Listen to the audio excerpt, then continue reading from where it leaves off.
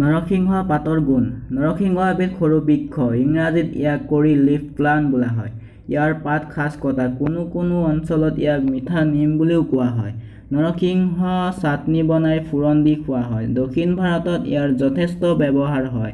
নৰসিংহ পাতৰ বহুতো গুণ আছে। নৰসিংহ পাতৰ কিছুমান ঔষধ গুণ এনেধৰণৰ: নৰসিংহ পাতত যথেষ্ট পৰিমাণে খনিজ পদাৰ্থ, vitamin A, vitamin B, vitamin C আৰু ভিটামিন ই থাকে কাৰণে শিশুৰ কাৰণে এই পাত বহুত উপকাৰী।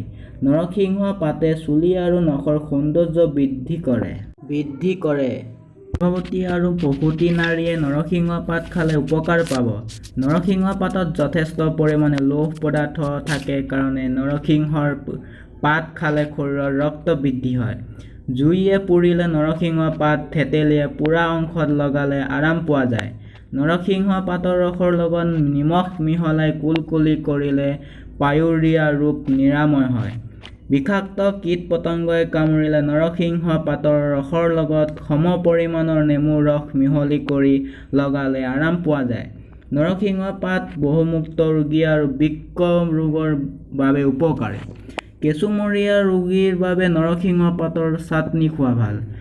নৰসিংহ পাতৰ চাটনি বনাই তাৰ লগত এচামুচ তেঁতেলীৰ ৰস মিহলাই খালে বদহজম নাইবা অভোক নোহোৱা হ'ব।